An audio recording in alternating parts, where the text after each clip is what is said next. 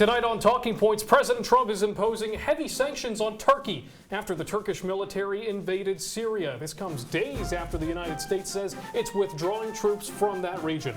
And back home, the impeachment inquiry into President Trump continues. What to expect this week as lawmakers on the Hill come back from recess. And protesters erupt in Ecuador after the government initiates a military curfew. Could the two sides come together for an agreement? Talking Points starts right now.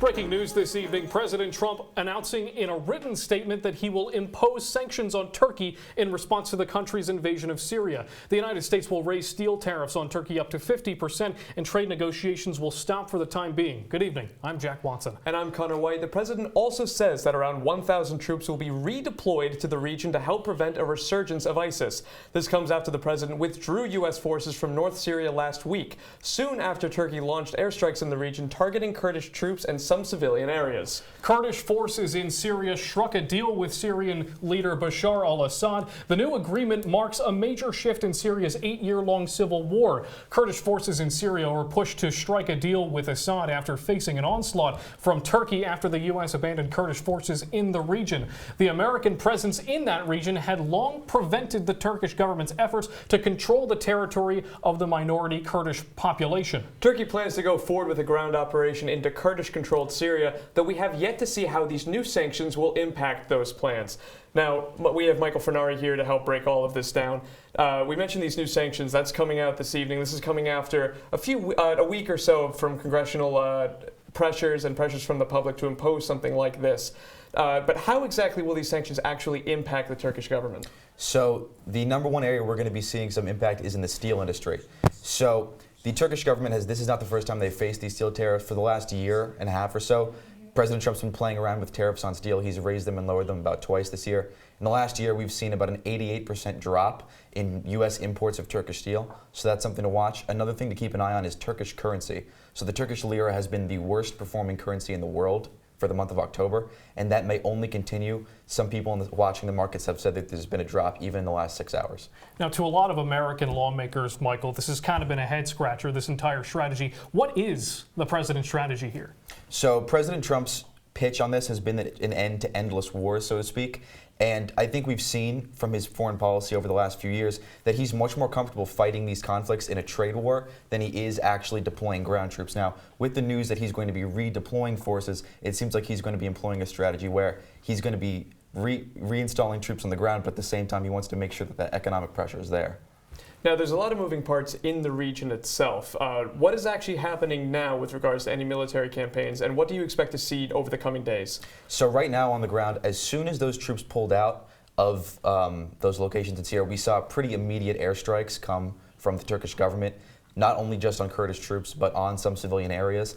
And so as we can see here, the problem that the Kurds are facing really is that their population is divided in so many areas, and they're really being squeezed on all sides from these different governments, as you guys mentioned earlier. And so it's going to be a challenge. The ground operation has not quite been launched yet, but that's going to be coming. Breaking news on this in the last hour or so, Mike Pence announced that he is going to be leading a delegation into Turkey to negotiate with the government to try to negotiate some kind of ceasefire here. Now, it'll certainly be interesting to see how all of that works out, and indeed how bipartisan-led efforts to condemn the president over this whole, quite frankly, mess. We'll have to see how everything works out. Michael, thank you so much. The impeachment saga has dominated Washington for weeks, but the impeachment of a president impacts every corner of the country, including right here in Syracuse. Our Ricky Sayer is live from a town hall that is designed to allow the community to learn about impeachment and discuss the controversy. Ricky?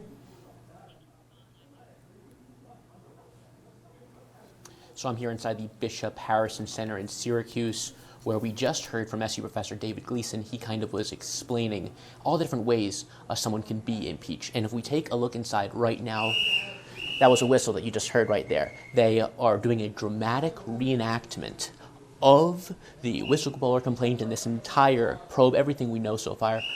They are whistling every single time they hear an impeachable offense. And they have people playing Donald Trump, John Katko, Kurt Volker, people representing the different actors. And, you know, this all comes on a day we learned about Central New York's own representative in Congress's connection to the impeachment probe. Both John Katko and Claudia Tenney received thousands of dollars from one of Rudy Giuliani's associates. Igor Fruman donated nearly $2,500 to both Republican politicians. Fruman was arrested last week on 4 counts, including conspiracy and making false statements. Prosecutors say he helped to funnel Russian money into U.S. elections. Katko and Tenney say they didn't request the funds. Katko saying he donated the money to the McMahon-Ryan Child Advocacy Center. Coming back out here live, this event is still going on. It's going to go on until about 9 p.m. John Katko was invited to this event. He did not respond to those requests to arrive here, and that was before that we learned all this new information today about him and Claudia Tenney's connection to the Rudy Giuliani. From here in Syracuse, Ricky Sayer, CitrusTV News. Ricky, thank you. Moving down to Washington, the impeachment inquiry now about to enter its 4th week. The White House continues to battle claims that it illegally pressured the Ukrainian government into investigating 2020 candidate Joe Biden, and President Trump is making it clear that he's not backing down. Here to fill us in on the latest is Talking Points analyst Augustus LaRue.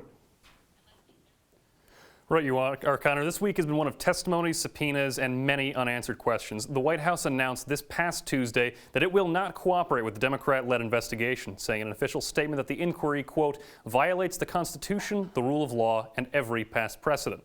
Undeterred, the inquiry's efforts this past week were most notably marked by the closed-door testimony of Marie Yovanovitch, the U.S. former ambassador to Ukraine. In a 10-page opening statement, Yovanovitch expressed her shock at being fired by the president last May. The president's decision was fueled by suspicion that the ambassador had aided the Bidens' purported wrongdoings. The ambassador took to the stand to deny the allegation. This firing occurred about 2 months before President Trump's hot-button phone call to Ukrainian President Volodymyr Zelensky, in which he referred to Yovanovitch as, quote, bad news. Trump's personal attorney, Rudy Giuliani, has also come under fire this past week. The former New York mayor is facing an investigation into whether his involvement with Ukraine constituted a violation of federal lobbying law. In response, Giuliani went on record to say that this investigation was nothing more than a political attack. Now, Augustus, you mentioned it briefly, but what exactly is Giuliani's role in all this? Well, it's important to understand the scope of this investigation. This is largely pertaining to whether or not the president was involved in any kind of abuse of power. Now, Rudy Giuliani, you have to remember, is a personal attorney to the president, Donald Trump, not through any kind of federal employment. Now, given this in regards to his abuse of power, the fact that he has been conducting foreign affairs with another country through a personal attorney does lend credence to the theory that he may or may not be trying to circumvent federal oversight or federal channels. Now, Augustus, a whole lot of moving parts to this. We just learned a lot more details last week. What do you think is going to come this week? Well, right now, I think what's likely going to dominate the headlines this week, a number of House Democrats have issued subpoenas to both White House officials and Ukrainian officials regarding documents that have involved this current investigation. Now, the first of those deadlines expired this Tuesday, meaning that very quickly we're going to see something arise in headlines. In addition, the U.S. former ambassador to the EU, Gordon Sondland, is due to take the stand this Thursday in regards to why that aid was initially withheld at the start of this scandal. All right, Augustus, a lot more to come this upcoming week, I should say. We're unfortunately going to have to leave it there. Augustus, thank you very much. There are no federal elections in 2019, but plenty of offices around the country are still at stake in November. They range from governor's mansions to local town boards. There are even some key races here in Central New York. Now we bring in our Talking Points analyst, Brandon Ross, in studio to discuss what to watch for in November. Brandon? Jack, there are only 3 governor's races, but all of them are potential flips. Let's start with Louisiana. Governor John Bel Edwards is trying to fend off businessman Eddie Raspone. Bel Edwards is the only Democratic governor in the Deep South. It does help that he's more culturally conservative, so for him to hammer things like his pro-life stance down the stretch, that's going to be a key. Next, there's an unusually competitive race in blood red Mississippi. Democrats are putting forward Democratic State Attorney General Jim Hood. Like Bel Edwards in Louisiana, he's got some conservative tendencies. He's also a strong campaigner who's known for being good at winning over independents. Meanwhile, Lieutenant Governor Tate Reeves is gunning for a promotion. He's not a good campaigner. In fact, he had to spend a lot of money fighting off a primary challenge. Reeves is still the favorite, but don't be shocked if Hood pulls the upset. Over in Kentucky, incumbent Governor Matt Bevin is the most unpopular in the country, and he's trying to defend his job against State AG Andy Beshear, whose dad Steve was actually Bevin's predecessor in the governor's mansion. Democrats have held that spot for 16 of the last 24 years, so a Beshear win is very well possible. Now, let's bring it back to CNY. Ryan McMahon is looking to keep his job as Onondaga County executive. Local businessman Tony Malavenda is his Democratic challenger, but McMahon has the advantage of name recognition, better fundraising, and the fact that no Democrat has held this job in more than 30 years. And the county comptroller's race, to wrap it all up, Republican Matt Beadnell is facing his first run for office against a local political vet. Syracuse native Marty Masterpole has been elected to numerous posts across both city and county governments, so watch out for a serious challenge to this seat. Guys? Thank you, Brandon. After the break, all the latest details from Hong Kong as protesters continue to clash with the Chinese military and how corporate America is playing a role. Don't go away. They told me a bottle couldn't dream. Wish the clicker works, but... that I would never become a superhero. Yeah. But I learned how to fly. Just to come back in a new disguise. And be the hero that I've always wanted to be.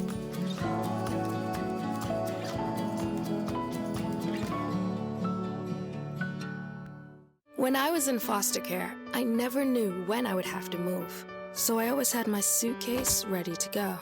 Then one day, I was adopted. My new parents opened their hearts and home to me.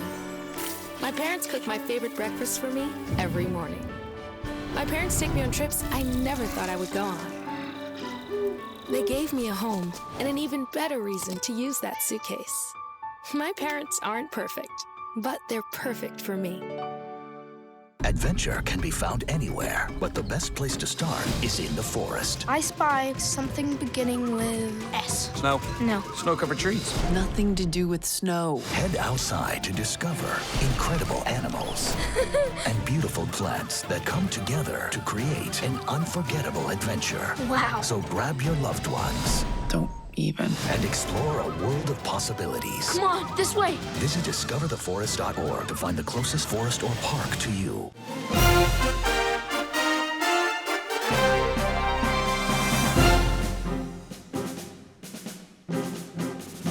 After more than a week of protests, President Lenin Moreno and indigenous leaders have reached a deal to end violent clashes in Ecuador. The protests brought the country's economy to a standstill and left 7 people dead. Talking Points anchor Sabrina Majore is here to walk us through how it all started. Thanks, guys. Under the New Deal, President Moreno will withdraw an austerity plan that led to a rise in fuel cost and sparked the mass protest. The deal was part of IMF plan known as Decree 883, which gave Moreno's government more than $4 billion in exchange for the implementation of measures aimed at cutting the country's debts. The plan, enacted by Moreno, cut a long-standing oil subsidy, which Moreno says cost the government over $1 billion annually. The subsidy cuts led oil prices to skyrocket and had ripple effects on the economy, raising the prices of food and other necessities. In response to the cuts, angered transportation workers, young people, and indigenous groups took to the streets of Quito, leading to a violent standoff between protesters and police in armed riot gear. Protests continue to escalate, leading him to relocate from the capital city of Quito to the coastal city of Guayaquil. All this changed over the weekend, though, with indigenous leaders and Moreno agreeing to a UN-backed talks in the capital city. The two sides now say they will work together to develop a new packet of measures to cut spending in the nation. Now, Sabrina, obviously economics are at the heart of this issue.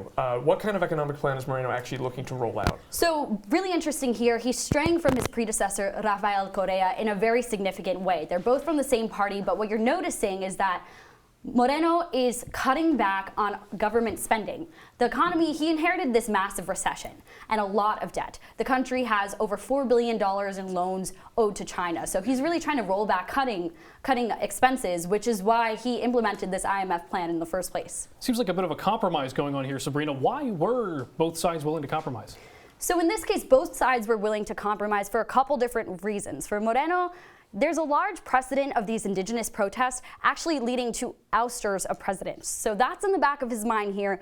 Also, economically, the protest was really expensive for the country. It cost Ecuador more than $1 billion in just the 11 days that we saw protests. So that's very significant here. For the indigenous people, their concern is that they don't want to see their country become another Venezuela. That's something that was reiterated throughout the protest and was something that they're very fearful of. Massive problem in Venezuela being the debt. Also a similar problem here. How are they looking to solve an impending debt crisis? So one thing that Moreno is trying to do is to cut government workers' salaries. The indigenous people are saying that they've been hurting economically, so they're really just trying to get some relief. That's why they took to the streets in this protest in the first place, and he's trying to get them what they need. All right, Sabrina, unfortunately, we'll have to leave it there. Sabrina Majore, thank you very much.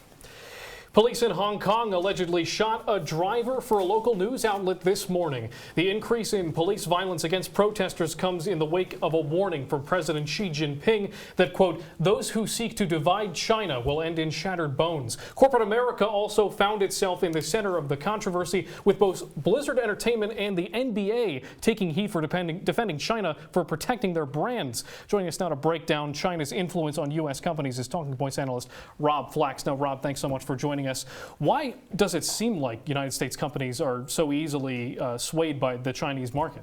Well, it's because they really want to break into it. To be frank, they have a huge demographic that American companies really weren't tapping earlier. And now in the last 5 years, we've really seen revenues from this Chinese market really skyrocket. In fact, 10% of the NBA's projected revenue this year is supposed to come from China. So what's happening is these corporations are betting that maybe the bad PR that they get from defending these companies or defending China isn't as bad as what the amount of money they would gain from getting these Chinese customers.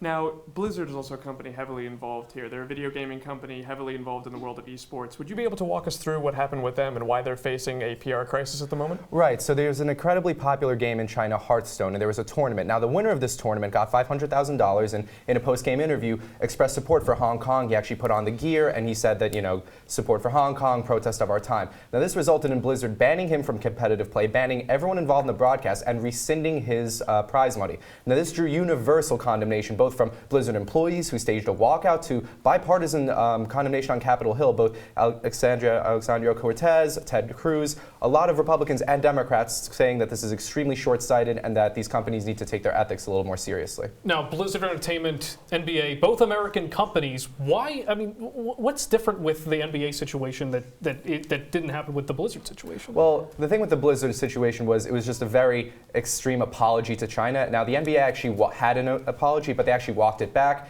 And then Adam Silver came out and said that he supported the original Rockets GM who tweeted the pro-Hong Kong tweet and said that it was not his job to adjudicate what is and isn't free speech and that they were going to take the consequences, whatever they were. Now, those consequences were almost every single Chinese company pulled out from NBA support. And at this moment, preseason screenings of NBA games are completely banned in China. Certainly an interesting situation. We'll have to see how it impacts governmental relationships between the two countries. Rob, thank you. Iraq's top Shia cleric is urging an investigation into the deaths of Iraqi protesters at the hands of alleged Iraqi-backed sharpshooters. Protesters have been demanding changes to major issues in the country like unemployment and corruption. Talking Points correspondent Spencer Kwetskin is here in studio to explain how the government has responded. Thanks, Connor. The protests have been going on for about 3 months now. The year-old Iraqi government responded to these protests by initiating a curfew and blocking out the internet across the country. But as protests continued in Baghdad and around Iraq, government security forces fired on protesters. There are currently 100 dead and 6,000 wounded. It's not just the protesters that are angry with the government. There are also a lot of conflict within the government itself. Prime Minister Abdul Mahdi supports the protests. He has agreed to combat corruption and provide a basic wage for poor citizens. Iraq's top Shia leader is also backing the protests. The United Nations have urged Iraq to investigate the deaths of protesters transparently, while Qatar, Kuwait, and Bahrain has issued travel warnings. U.S. Secretary of State Mike Pompeo has condemned the violence and said that those who have violated human rights should be held accountable. Now, Spencer, you mentioned that the Prime Minister has agreed to fight corruption in Iraq, but what concrete steps have been taken? How has he responded to those calls to investigate the deaths? Sure. So on Friday, it was just announced that 9 former officials are actually going to be facing corruption and charges. Now, it hasn't been identified who these 9 officials are, but people believe that one of them might be Najmuddin Karim, the former governor of Kirkuk.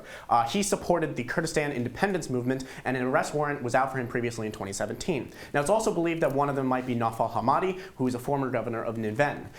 He kept millions for reconstruction in private bank accounts, and he had an arrest warrant out for him in March. Connor? All right, our Spencer Queskin reporting for us. Spencer, thank you. Coming up, does the president need to turn over financial records to a House committee?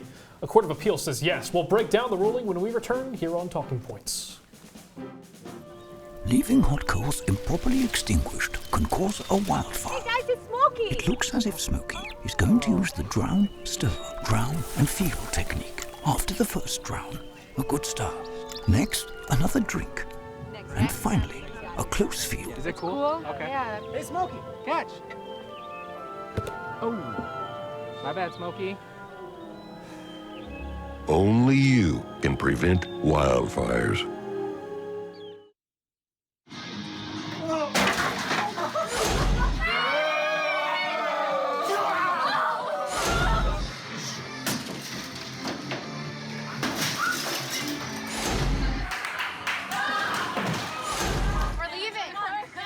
Most party fouls are pretty dumb. But if you decide to drink and drive underage, you could lose your license and your freedom. Underage drinking and driving. The ultimate party foul. They'll test you. Try to break your will. But however loud the loudness gets, however many cheese puffs may fly, you're the driver. The one in control. Stand firm. Just wait. And move only when you hear the click that says they're buckled in for the drive. Never give up till they buckle up.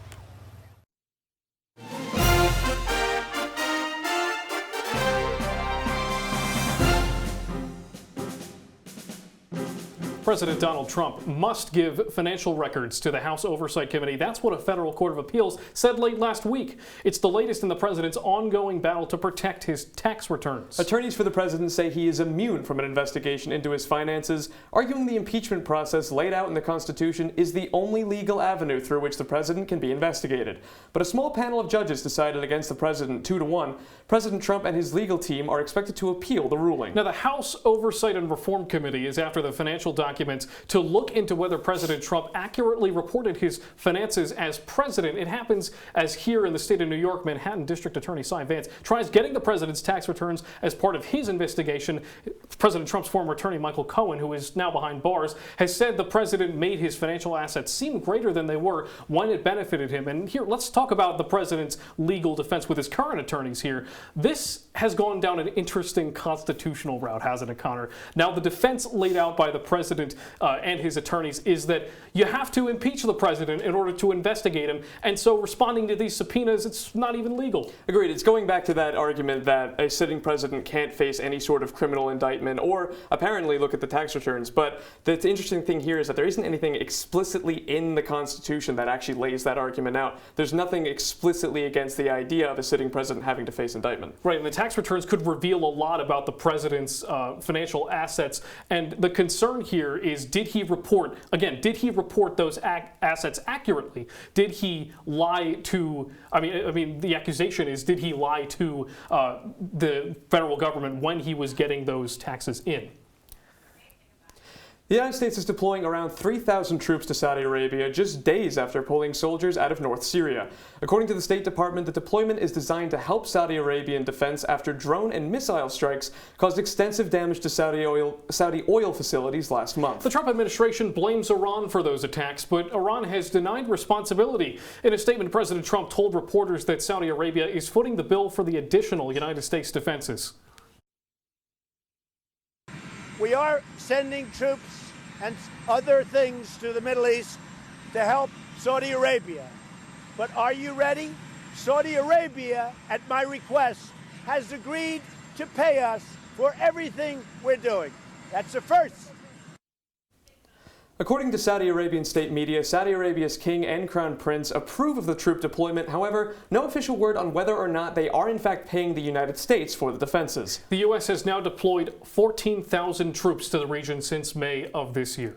Now, Jack, the interesting thing here being a lot of his rhetoric, especially in recent weeks, especially after pulling troops out of Syria, is the idea that the fact that we were ever involved in the Middle East was a huge mistake. But now we're seeing a bit of a contradiction to that. Oh, absolutely. Like we heard from Michael earlier, the big selling point from the president's strategy here is that we shouldn't have been there in the first place and we should get out. After the break, the next Democratic presidential debate is on the horizon. We'll tell you what to look out for when we come back to Talking Points.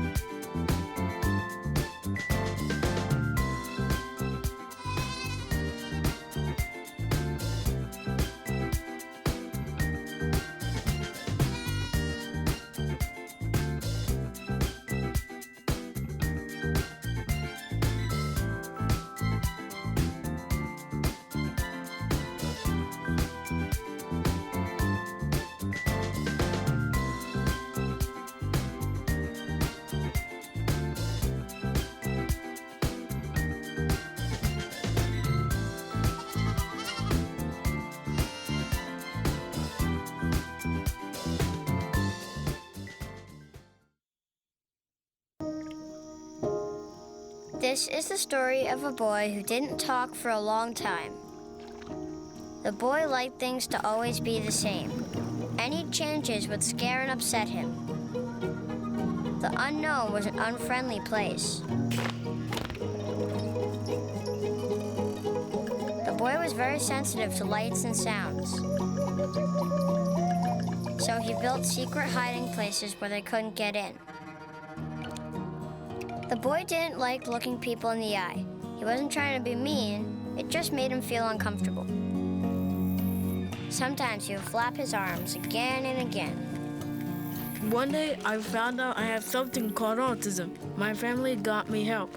Slowly, I found my voice and learned all the ways I could live with it better.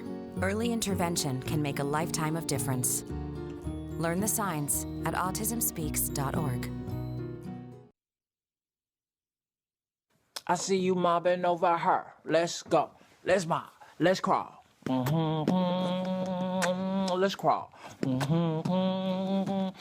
Let's crawl. Hey, yo, we mobbing. Come on, girl. Let's crawl. Hey, yo, let's crawl. Hey, yo, let's crawl. Hey, let's crawl. Hey, yo, let's crawl. Its list of the 12 candidates poised to appear on the debate stage tomorrow. It will be the largest presidential debate in American history. That's right. You can once again expect to see frontrunners Joe Biden, Elizabeth Warren, Bernie Sanders, in addition to the return of Tulsi Gabbard and the debut of billionaire Tom Steyer. These candidates and more hit the minimum requirements for the debate. Those include earning at least 2% in 4 national polls and receiving donations from 130,000 people. Local Syracuse residents are already gearing up for the event. The political action group Indivisible NY24 is hosting a watch party at the Press Room Pub from 7 p.m. to 11 tomorrow. The party is expected to have dinner, drinks, trivia, and an informational session regarding impeachment led by Syracuse University's own Professor Tom Keck. Now, Jack, moving to the debate, this will be a chance for some of the candidates that have fallen behind a little bit in the polls, some of those ones that aren't necessarily household names, it's really their last chance to make a name for themselves. This is really make or break for a lot of those second-tier candidates. We're talking about Buttigieg, Castro, Harris, a lot of the candidates that have sort of fallen behind a little bit. And We're also looking at the top. We're also looking at how the top changes, if it changes at all. We've seen Warren surging in the polls, Joe Biden steadfast 1, 2 in most polls, but we'll have to see how this plays out. It'll be interesting to see how they tackle the impeachment, especially Joe Biden, given that people have criticized him for how he's responded a little sheepishly to some of the Trump attacks that have been a little more public. Well, that's all the time we have for Talking Points tonight. For more episodes, webisodes, and more, head to CitrusTV.com. Be sure to tune in next week. I'm Conor Wight. And I'm Jack Watson. Have a great evening, Syracuse.